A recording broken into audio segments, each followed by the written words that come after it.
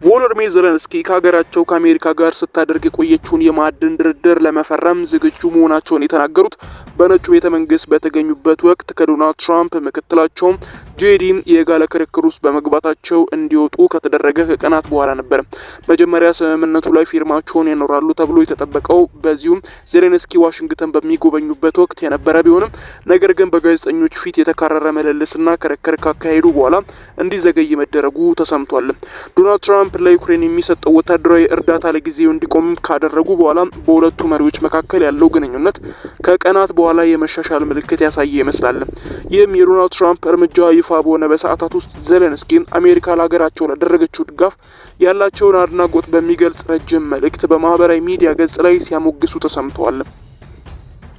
በዚህም ጽሁፋቸው ላይ ሀገራቸው የማዕድን ስምምነቱን በማንኛውም አመቺ በሆነ ጊዜ ለመፈረም ዝግጁ መሆኗን ገልጸዋል። ትራምፕ ለኮንግረስ ባደረጉት ንግግር ላይ የዜሌንስኪን መልእክት ቢያደንቁም ስምምነቱ መቼ እንደሚፈረም በግልጽ የተነገረ ነገር የለም ተብሏል።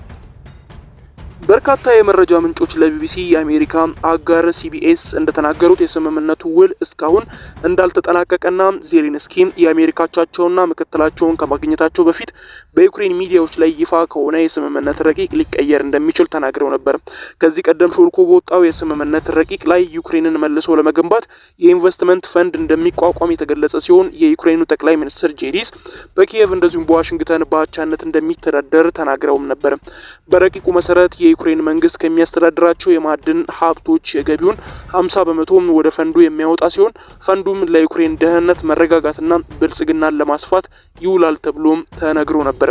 የአሜሪካ መንግስት ተጠያቂነቱን በራሱ ሀገር ህግ መሰረት ሲሆን በኢኮኖሚ የበለጸገችና የተረጋጋች ዩክሬንን ለመፍጠር የረጅም ጊዜ የገንዘብ ድጋፉን ይቀጥላል ሲባልም ተሰምቷል። ስምምነቱ በተጨማሪ በአሜሪካ ህግ መሰረት የሚፈቀደውን ከፍተኛ የገንዘብ መጠን በዩኤስ ባለቤትነት እጅ ይሆናል ተብሏል። ስምምነቱ መፈረም ከነበረበት ቀን በፊት በትራምፕ እና በዜሌንስኪ መካከል ያለውን አለመግባባት ስር የሰደደ መሆኑን ተከትሎ ነው ሊዘገይ የቻለው። የዩክሬኑ ፕሬዝዳንት በመጀመሪያ ከአሜሪካ $500 ቢሊዮን ለማግኘት ያቀረቡትን ጥያቄ የተዉት ሲሆን ይህ ፍላጎታቸው ሾልኮ በወጣም የስምምነቱ ረቂቅ ላይም አልሰፈረም ተብሏል። ትራምፕ አሜሪካ ለዩክሬን ከ300 ቢሊዮን እስከ $350 ቢሊዮን እርዳታ እንደሰጠች በስምምነታቸው ሲናገሩ ተደምጧል። ያንንም ገንዘብ ማስመለስ እንደሚፈልጉ አረጋግጠው ነበር።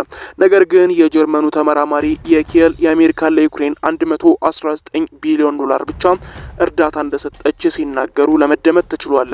ፕሬዝዳንት ዜሌንስኪ በስምምነት ውስጥ ከአሜሪካ ጥብቅ የደህንነት ዋስትናን ማግኘት የሚለውን ሀሳብ እንዲካተት በብርቱ ይፈልጋሉ።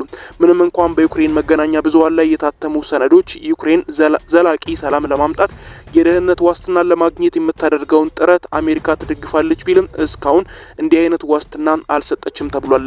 ትራምፕ የአሜሪካ ኮንትራክተሮች በዩክሬን መኖራቸው ለደህንነት ዋስትና ይሆናል ሲሉ ጠቁመው ያለፉ ሲሆን ነገር ግን አሁን የዩክሬን ደህንነት ኃላፊነት በአውሮፓ ላይ ወድቋል ሲሉም ተደምጧል። የማዕድን ውሉ ለመጀመሪያ ጊዜ ባለፈው ዓመት በዜሌንስኪ የቀረበው አሜሪካ ሀገራቸው መደገፏን ለመቀጠል የሚያስችል ተጨማሪ ምክንያት ለማስቀመጥ ከቻሉ ብቻ ሊፈራረሙ እንደሚችሉ ሲናገሩ ተደምጠዋል።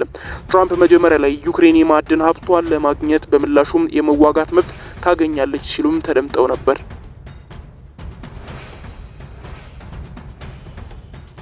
ትራምፕ ዋይት ሀውስ በሚደረገው ውይይት ላይ ስምምነቱ ይፈረማል ብለው ሲናገሩ ተደምጠው ነበር። የዩክሬን ጠቅላይ ሚኒስትር ሺሚሃል እንደዚሁም አሜሪካና ዩክሬን የስምምነቱን የመጨረሻ ረቂቅ አጀንዳዎች ቢገልጹም የዜሌንስኪ ረዳት ሚካኤሎ ግን የስምምነቱን ማዕቀፍ ብቻ ይፈርማል ተብሏል። ነገር ግን በጉብኝቱ ወቅት ምንም ነገር አልተፈረመም ተብሏል። ይልቁንም በኦቫል ኦፊስ ውስጥ በፕሬዝዳንት ትራምፕና በዜሌንስኪ መካከል የጋለ የቃላት ምልልስ የታየበት ሆኖ ታልፏል። በዚህ ምልልሳቸው በጣም የተናደዱት ትራምፕ ዜሌንስኪ በጦርነቱ ወቅት በአሜሪካ ለደረገችለት ድጋፍ ምስጋና ቢስ እንደሆነ ገልጸው በሶስተኛው ዓለም ጦርነት ቁማር እየተጫወትክ ነው ሲሉትም ተናግረዋል። አክለውም ዜሌንስኪ ስምምነቱ ይፈርም አለበለዚያ ከስምምነቱ እንወጣለን ሲሉም ተደምጠው ነበር። ዜሌንስኪ በበኩላቸው ከሩሲያው ፕሬዝዳንት ቭላዲሚር ፑቲን ጋር ምንም አይነት ማመቻቸት ሊኖር አይገባም ሲሉም ተደምጠዋል። ብዙም ሳይቆይና ከዚያም ፕሮግራም ቀደም ብሎም ዩክሬን ፕሬዝዳንት ከዋይት ሀውስ ሲወጡም ታይተዋል። ከዚያ በኋላ